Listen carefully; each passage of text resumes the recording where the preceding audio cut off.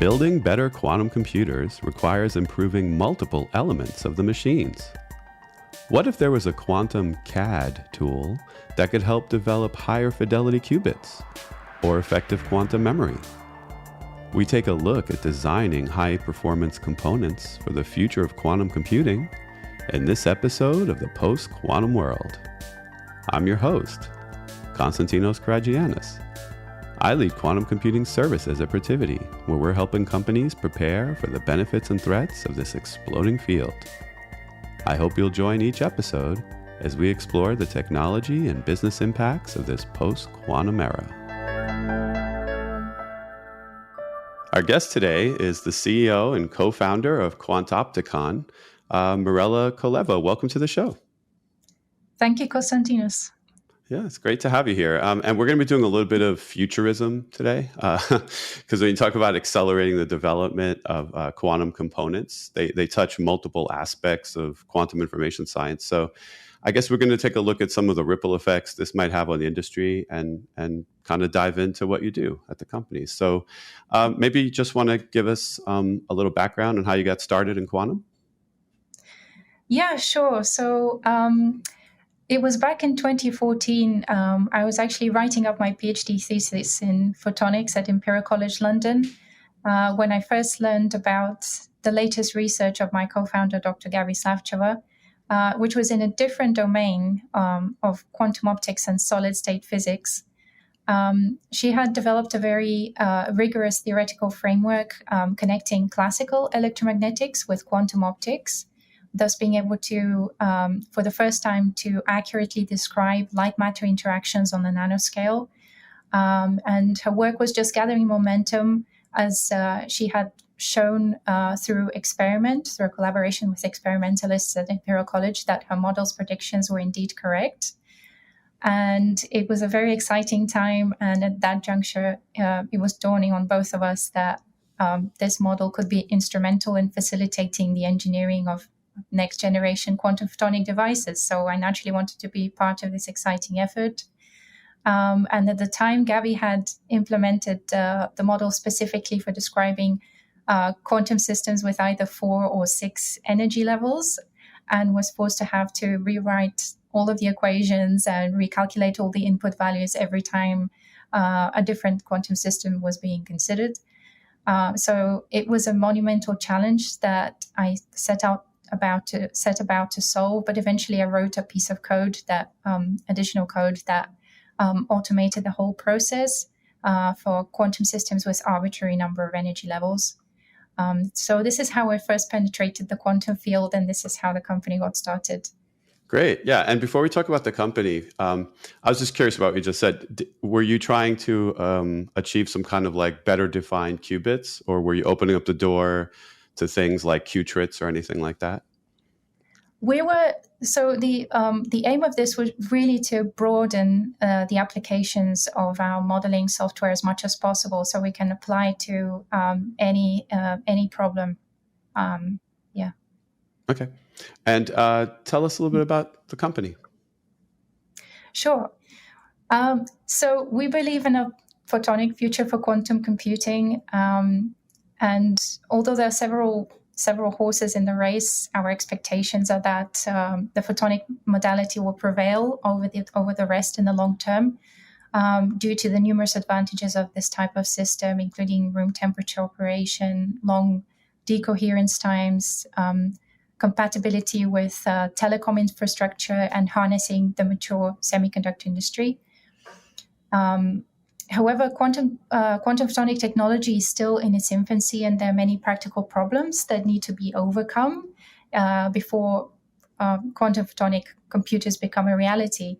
The major challenges are developing quantum memories that can store the photonic qubit until it is needed, and also improving the performance of existing components. As an analogy of what we at Quantopticon are doing today, I always tell this story about how Intel designed the famous 8086 microprocessor chip in the 70s.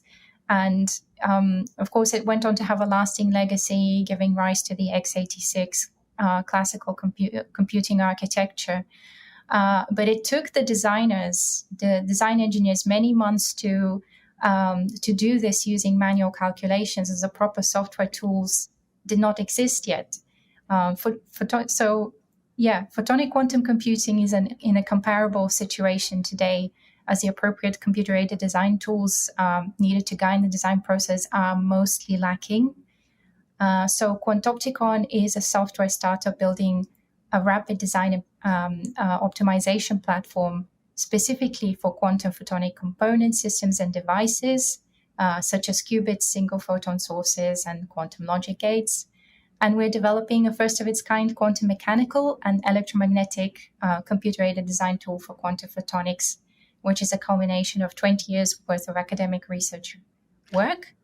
And our flagship product is called Quintillion.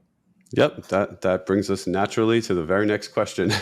I was going to ask about Quintillion and who you envision its intended users are in the space right now. Mm-hmm. So Quintillion currently is specializing in modeling solid-state quantum systems optionally embedded in optical cavity structures for greater quantum state control and quantum light emission enhancement. Quintillion computes complex light matter dynamics occurring throughout the spatial extent of the device. And I should point out that unlike many quantum optics modeling tools out there, it can render macroscopic extended devices. So it can render very realistic simulations of the device. And examples of these extended devices are, for example, photonic structures on chip and other integrated architectures of quantum logic gates. Okay. So it could, in theory, help you build like the modules that would go into a quantum computer one day. Let's say you wanted to have just a few qubits on one module optimized and then build them out. Would that help you model if they're efficiently being created that way? Like what the best number of qubits would be? Would you be able to see that kind of like granularity? Yeah, this is a little bit further into the future for us. Mm-hmm. At some point, we would like to, at some point in the future, our aim is to be able to model whole quantum photonic integrated circuits. But we are starting with baby steps, starting with individual components and then moving on to larger and larger systems. Okay. So for those tiny little components, I guess here's a good time to start digging into future impact. So what types of qubits would your software help you model and maybe optimize? Would it be, want to explain a little bit that? So Quintillion can model material qubits, which are basically optical transitions in neutral systems, localized spins in quantum structures, gate-defined quantum dots, spin qubits in silicon, and 2D materials as well, for example, transition metal dichalcogenides and hexagonal boron nitride. And we can also model photonic qubits rotation upon interactions with material spin qubits. Oh, wow. Okay. So it's not a narrow audience here. I mean, almost anyone in the industry could probably benefit from using this, right? Yes, it's designed to be very broad, to have very broad applications. Oh, that's terrific. And are there goals for how these qubits might change? So are you hoping that this tool will lead to like improved fidelity, like length of coherence times, T1, T2, anything like that? Absolutely. We want to address all of these characteristics and maximize indistinguishability, purity, brightness, overall transmission efficiency of single photon sources, as well as the coherence and coherence times and fidelity of material and spin qubits. So going back to that analogy you gave earlier, is this really just about like the calculations saving time, or is it also about saving a whole lot of time in the lab? Like, do you imagine that this would save rounds of revisions on silicon? Nope, we're not using that one. No, let's try again. Back to drawing board. Are you hoping that in the end you would just get a little closer to something that's like a beta board being ready to be tested? Absolutely. I mean, we want to streamline the design and optimization process so that we can get to better manufacturability to large-scale manufacturing and making quantum computers and quantum communication networks a mainstream technology. And so when you're keeping track, I'm sure you're keeping track of all the qubit fidelities that are being talked about out there. Are any of the leading companies or any of the leading research teams currently using this tool that you could talk about? So we don't have any quantum computing startups using them, but we are collaborating with a few academic groups, with University of Oxford and Technical University of Munich, actually on a European Space Agency project. And we're developing superlative single photon sources for this particular project. The work that we're carrying out is for satellite-borne quantum communications, actually. Oh, nice. Yeah, I think it's going to be exciting if you start to see this tool being mentioned maybe in papers, because we have an abundance of them now, right? Like, hey, I got this qubit to work this well. It'd be nice to see that the tool was used in that space. So shifting a little bit to quantum memory, did you want to explain a little bit about the type of quantum memory that the tool helped develop and how that works, just for our listeners to understand what it is? Yeah, sure. So quantum memories can be built on different types of architectures, and Quantillion can help to develop solid-state quantum memories that would be based on semiconductor quantum dots or color centers in nanodiamond impurities in silicon and 2D materials, which I already mentioned. And the other kind of quantum memory that we can help to develop is silicon nitride waveguides on a chip doped with either erbium or ytterbium ions.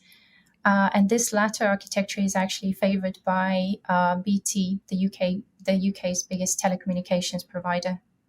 Yeah, I used to work at BT actually years ago. Yeah, that's funny. And that seems to come up every once in a while. And of course, ytterbium, that's what's used in trapped ion today until they move to something else like barium-137. And we got to talk about that on the show before. So if you improve quantum memory, what kind of impact would that have on the industry if we're just kind of going a little forward in time here, extrapolating out? Yeah, so making robust and reliable quantum memories will find use as memory registers in quantum computer processing units, and will be obviously a big step towards photonic quantum computing or universal photonic quantum computing. Quantum memories will also enable building quantum repeaters that will significantly increase the reach of terrestrial quantum communications. This will grow quantum communication networks to practical sizes that will allow many more organizations and businesses to benefit from them. So, for example, I see some of the first clients that this will attract as financial institutions and healthcare providers. Okay, yeah, and you mentioned with repeaters, that's going to be part of the magic to quantum networking. We haven't figured out how to do that just yet. So what impact do you think quantum networking will have on the industry as a whole if we can get it to work better? Yeah, sure. So I think quantum memories can actually help in quantum networking and through utilizing protocols of photon exchange between qubit nodes, and one can achieve distributed quantum entanglement and cluster states along the network for quantum computations worldwide. So a sort of quantum internet. Yeah, there's trickiness there. There's the no cloning principle, which makes it very difficult to just copy a quantum state and move it on efficiently. So we still have to get those hurdles, because otherwise you're limited by, let's say, the length of a fiber. This is going back to my BT days, but so you could send things like QKD.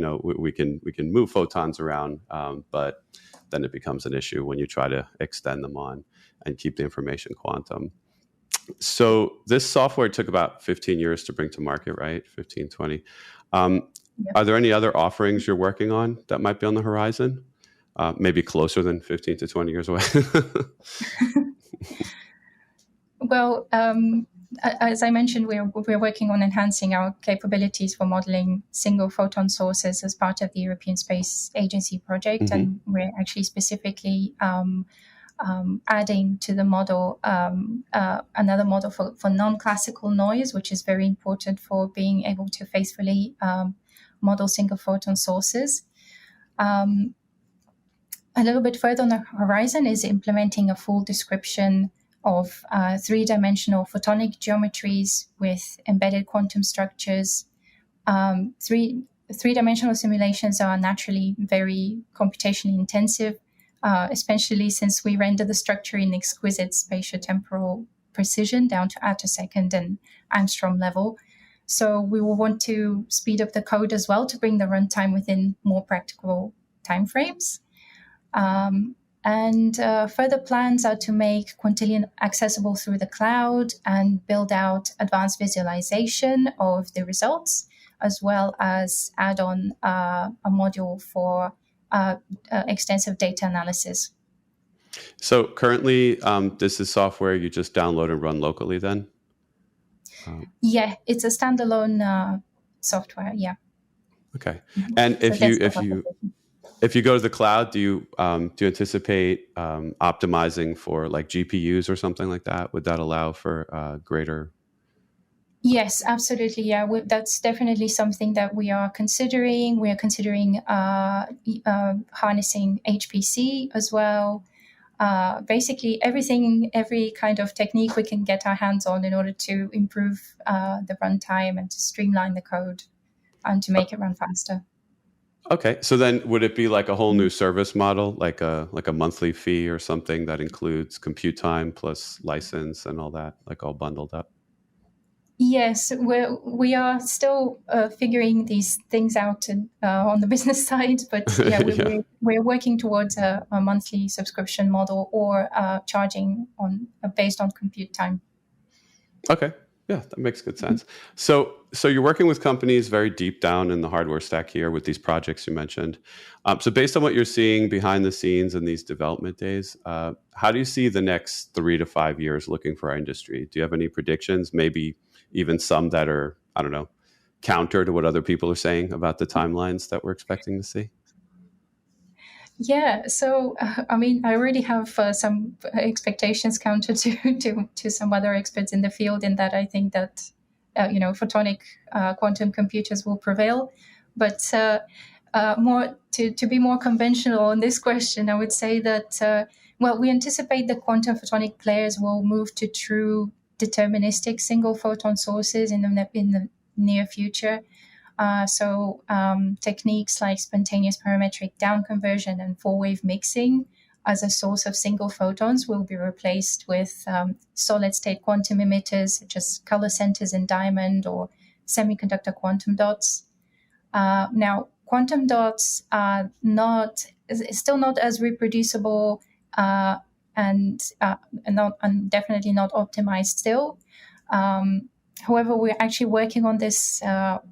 We're working on this by developing a novel, repeatable and scalable ways of generating single photons out of semiconductor quantum dots.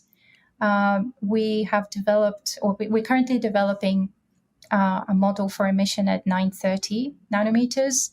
But once we prove this new methodology, we will move on to wavelengths in the telecom range, which is what PsiQuantum is interested in, for example, and the other photonic quantum players as well. As this is the wavelength that will enable interfacing with telecom infrastructure.